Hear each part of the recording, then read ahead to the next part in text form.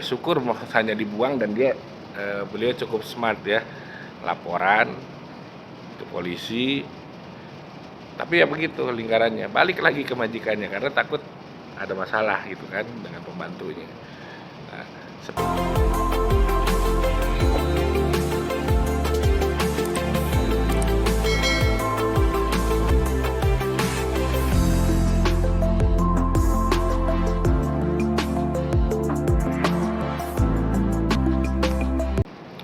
Assalamualaikum warahmatullahi wabarakatuh. Bertemu lagi dengan saya di Akhir Explore Channel. Terima kasih buat teman-teman yang masih setia dengan channel saya dan juga yang baru ketemu dengan channel saya.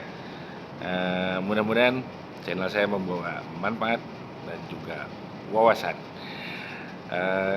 Teman-teman, kali ini saya mau bahas sedikit masalah calling visa ya, karena banyak entah yang dari subscriber maupun teman-teman saya juga yang minta calling visa ya untuk bisa bekerja di Saudi. Nah, teman-teman perlu ketahui bahwa pada saat ini pemerintah kita dengan pemerintah Saudi sudah melakukan kerjasama yang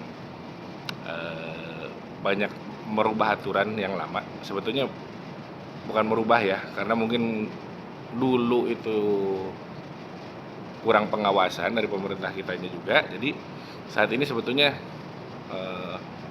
dalam rangka memperbaiki status dari pekerja yang berada di Saudi, pekerja Indonesia yang berada di Saudi khususnya. Jadi pemerintah sekarang itu sudah tidak memperbolehkan lagi pekerja Indonesia bekerja dengan jalur calling visa. Dan ada kecualinya nih. Nanti kita bahas ya. Jadi yang pertama, mindsetnya kan dari dulu yang namanya kerja di Saudi itu rata-rata kan bekerja di rumah ya, entah sebagai, kalau wanita rata-rata sebagai housekeeping ataupun babysitter, yang laki-laki kebanyakan kan jadi supir pribadi ya. Nah, yang terutama itu tidak bisa dilakukan calling visa lagi karena teman-teman tidak tercatat sebagai pekerja di sini. Dalam artian begini teman-teman, kalau teman-teman sebagai pekerja tercatat di kedua belah pihak, dari pemerintah sini Saudi dan pemerintah Indonesia, maka akan berlaku undang-undang perlindungan hukum buat teman-teman. Jadi kalau ada masalah apapun kita bisa selesaikan melalui jalur hukum yang berlaku ya. Nah, berbeda dengan dulu yang calling visa-nya itu langsung direct ya, dari majikan ibaratnya di sini kirim visa ke Indonesia, diproses, terbang langsung ke majikannya. Nah, itu sudah tidak bisa karena hampir sebagian besar, mungkin hampir semuanya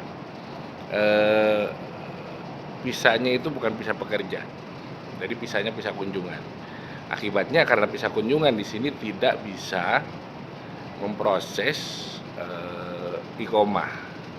Iqomah itu ya KTP kita lah, kartu tanda penduduk asing ya di sini di Saudi.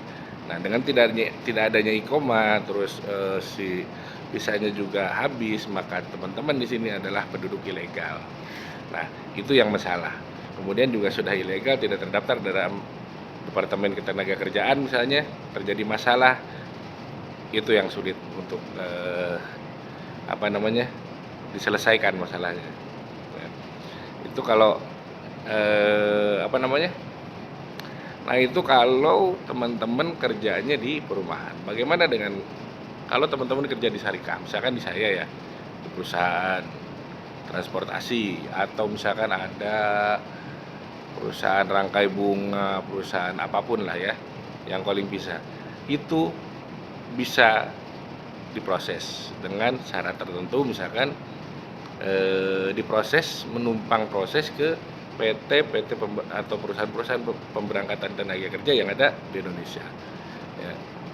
Dan nanti dicek juga visanya bisa kerja atau bukan. Kalau bisa kerja bisa lanjut, kalau tidak bisa kalau bukan bisa kerja maka tidak akan bisa terproses ya.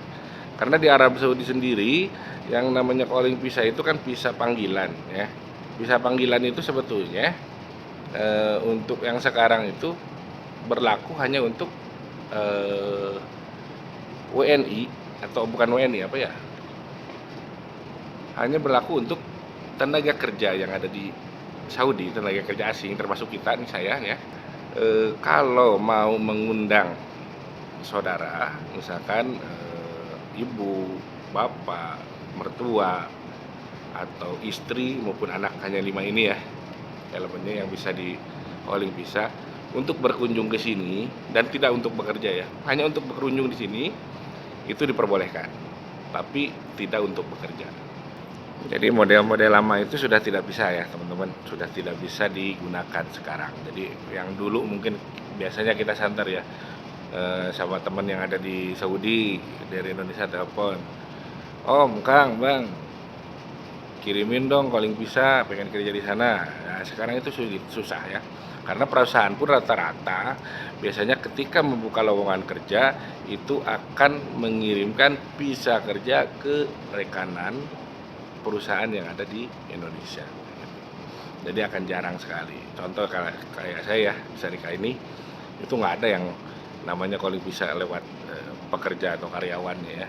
Semuanya pasti ketika dibuka lowongan kerja mereka akan kirim visa ke PT atau perusahaan pemberangkatan yang sudah bekerja sama tentunya. Jadi semuanya jelas, memang dilematis kadang-kadang. Contoh untuk apa ya, untuk pekerja rumahan ya, TKW katakanlah kebanyakan. Jadi berangkat dari sini, dari Indonesia lewat perusahaan, di sini pun ditampung lewat perusahaan. Jadi semacam outsourcing, otomatis itu akan mengurangi lagi pendapatannya, gajinya. Tapi di sisi baiknya kita dapat perlindungan hukum. Ya, perlindungan hukum apa yang didapat? Tentunya seputar perlindungan hukum pekerja. Dan teman-teman, sebaik apapun yang namanya majikan ya, kalau ada masalah tetap aja kita mungkin yang paling paling bisa kena imbasnya pertama kali ya.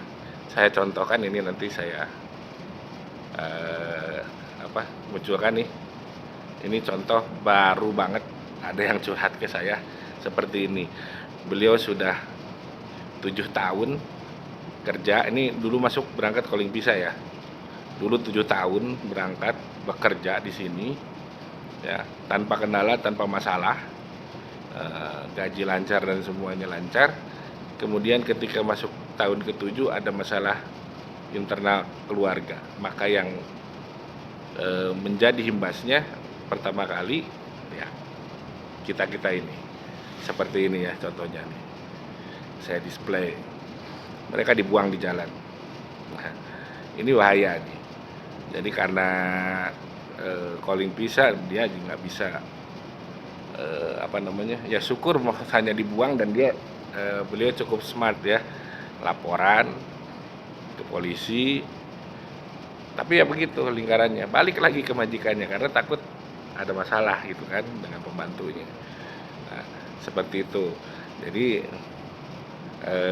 harap berhati-hati juga ya kalau misalkan ada yang iming-iming calling visa ya, kecuali yang datang dari perusahaan.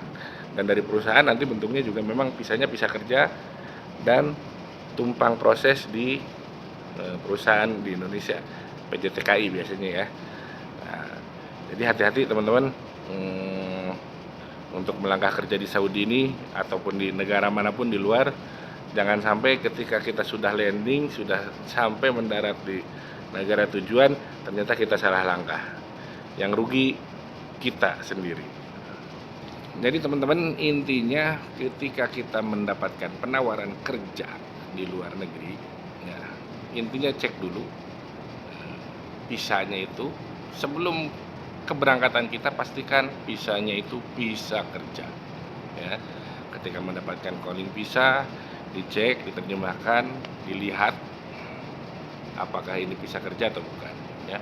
Karena ketika itu bukan visa kerja dan terjadi masalah, yang pusing sebetulnya bukan kita saja, keluarga kita pusing, negara juga biasanya ikut pusing untuk menyelesaikan kasus-kasus seperti ini ya. Jadi hati-hati, dan tetap waspada, niatkan kita untuk kerja di luar negeri tanpa ada masalah. Baik teman-teman, saya tutup vlog hari ini. Semoga bermanfaat buat teman-teman, menambah wawasan dan juga tentunya wassalamualaikum warahmatullahi wabarakatuh.